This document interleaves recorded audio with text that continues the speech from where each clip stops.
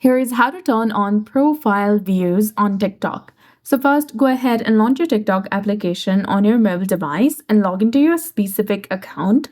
After that, tap on your profile from the bottom right corner of your screen, and this will take you to your profile page.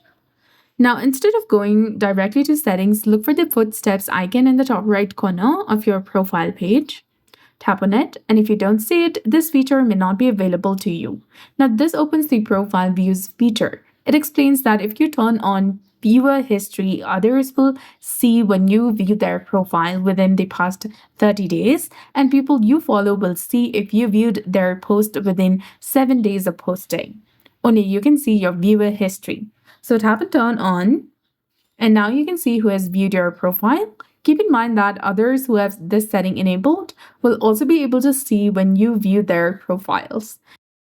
Now to turn off profile views in future, select the gear icon in the top right to go to settings and toggle this option off.